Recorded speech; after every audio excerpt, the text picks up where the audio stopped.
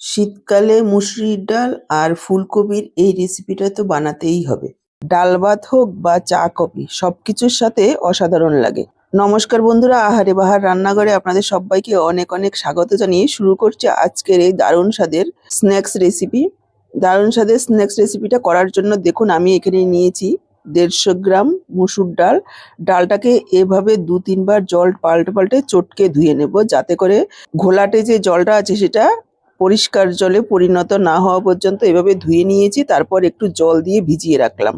আর এদিকে নিয়েছি একটা ছোট সাইজের ফুলকপি। দেখুন আমি এইভাবে একটু কেটে নিয়েছি, একটু ছোট ছোট করে সরু করে কেটে নিয়েছি। আর এদিকে বসিয়ে দিয়েছি কিছুটা জল, প্রায় 1.5 কাপ পরিমাণ। তার মধ্যে দিয়ে দিলাম একটু লবণ আর দিয়ে দিচ্ছি একটু হলুদ গুঁড়ো। লবণ আর হলুদ দিয়ে মিশিয়ে নিয়েছি। তারপর দিয়ে দিলাম ফুলকপিগুলো। 2 থেকে 3 মিনিট একটু ভাপিয়ে নেব। এতে করে ফুলকপির মধ্যে যদি কোনো পোকামাকড় থাকে সেটাও বেরিয়ে যাবে। আর অনেক সময় অনেকেরই ফুলকপি বাঁধাকপি খেলে গ্যাস অম্বলের সমস্যা হয়, সেটাও হবে না। দেখুন প্রায় 2-3 মিনিট সময় নিয়ে ফুলকপিগুলোকে ভাপিয়ে নিয়েছি। এবার ফুলকপিগুলোকে তুলে নেব। তুলে নিয়ে একটা ঝুড়িতে রাখবো, যাতে জলটা ভালোভাবে ঝরে যায়। মিনিমাম 5 থেকে 10 মিনিট ঝুড়িতে রাখবো, যাতে ভালোভাবে জলটা ঝরে যায়। ফুলকপির জলটা ঝরতে ঝরতে আমি এদিকে একটা নিয়েছি পেঁয়াজ। পেঁয়াজটাকে দেখুন এভাবে কেটে নিচ্ছি। পেঁয়াজ কেটে নিচ্ছি এভাবে কুচি করে। দর্শক বন্ধুরা, আজকের ভিডিওটা দেখে যদি আপনাদের ভালো লাগে অবশ্যই একটা লাইক করবেন, প্রচুর প্রচুর শেয়ার করবেন। আর আপনি নতুন বন্ধু হয়ে থাকলে চ্যানেলটাকে সাবস্ক্রাইব করে সাথেই থাকবেন। বেল বাটনটা অল করে দিলে আমার দেওয়া নিত্য নতুন রেসিপির আপডেট সবার আগে আপনাদের কাছে পৌঁছে যাবে। আর যারা নিরামিষ খাবেন তারা পেঁয়াজ রসুনটা বাদ দিয়ে দেবেন। আর মুসুরি ডালের জায়গায় মুগ ডাল দিয়ে এটা করতে পারেন, তাতেও খেতে ভীষণই ভালো হবে। এখানে পেঁয়াজটাকে কুচিয়ে নিয়েছি আর নিয়ে নিচ্ছি 4টে কাঁচা লঙ্কা। আমি এইভাবে কুচিয়ে নিচ্ছি। ঝালটা আপনারা নিজেদের পরিমাণ বুঝে দেবেন। পেঁয়াজ লঙ্কাটা আমি কুচিয়ে নিয়েছি। আর এদিকে দেখুন মিক্সারের জারে ডালটাকে নিয়ে নিচ্ছি। ডালটা 30 মিনিট মতো ভেজানো ছিল।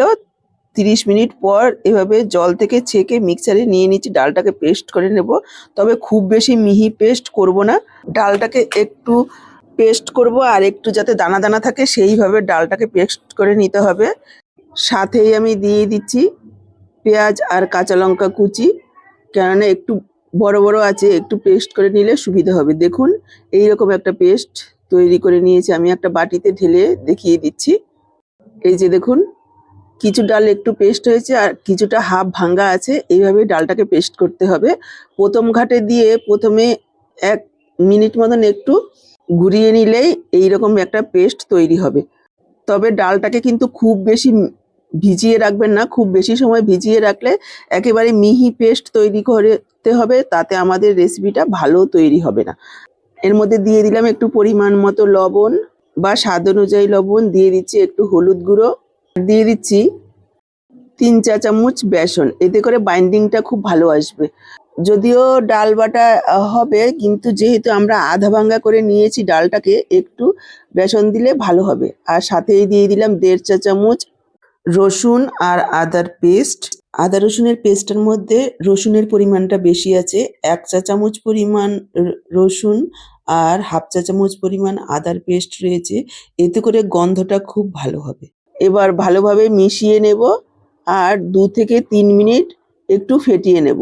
প্রয়োজনে সামান্য পরিমাণে একটু জল দিয়ে একেবারে পারফেক্ট ব্যাটারটা তৈরি করে নিতে হবে।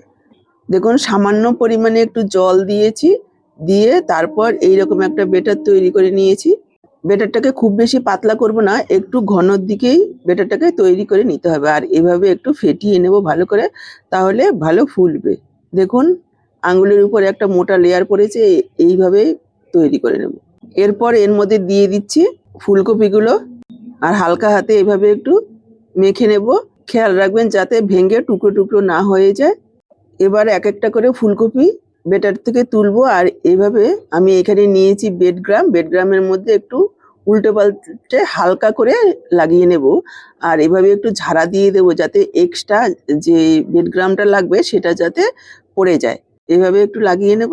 দেখুন এতে করে দারুণ খাস্তার মুচমুচে হবে আর খেতেও ভীষণ ভালো হবে।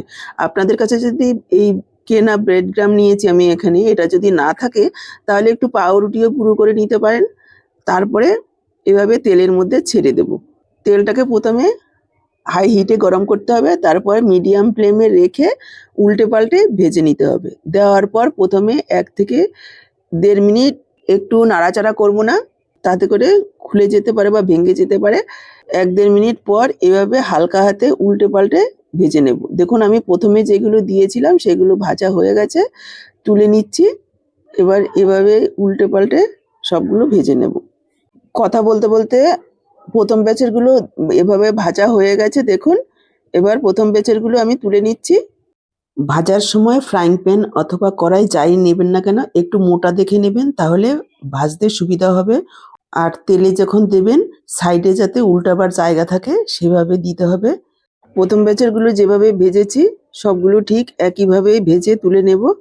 দেখুন কতটা খাস্তা আর মুচমুচে হয়েছে, আওয়াজটা শুনলেই বুঝতে পারবেন। এটা গরম ভাত কিংবা চা কফি সব কিছুর সাথে খেতে ভীষণই ভালো লাগবে। দারুণ খাস্তা আর মুচমুচে, একেবারে অসাধারণ হয় খেতে। একেবারে তৈরি আমাদের নতুনভাবে নতুন স্বাদে ফুলকপির পকোড়া ব্রেডক্রাম্ব দিয়ে। ফুলকপির পকোড়া তো আপনারা অনেকভাবে খেয়েছেন। রিকোয়েস্ট করব একবার হলেও এইভাবে বানিয়ে খেয়ে দেখবেন। বাড়িতে বানিয়ে খেলে অবশ্যই জানাবেন যে আপনাদের খেয়ে কেমন লাগলো।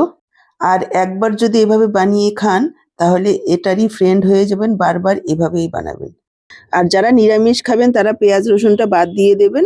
আর মুসুরি ডালের জায়গায় মুগ ডাল দিয়ে এটা করতে পারেন, তাতেও খেতে ভীষণই ভালো হবে। একটা ভেঙে আমি দেখিয়ে দিচ্ছি, দেখুন ভেতরটা কতটা সুন্দর নরম আর উপরটা একেবারে খাস্তা আর মুচমুচে। তো আজকের ভিডিওটা দেখে কেমন লাগলো কমেন্ট বক্সে জানাতে ভুলবেন না। ভালো লাগলে অবশ্যই একটা লাইক করবেন। আজকে এই পর্যন্ত, আবার দেখা হবে নতুন কোনো রেসিপির সাথে। সবাই ভালো থাকুন, সুস্থ থাকুন। আপনাদের সব্বার সুস্থ থাকার শুভকামনা জানিয়ে এখানেই শেষ করছি।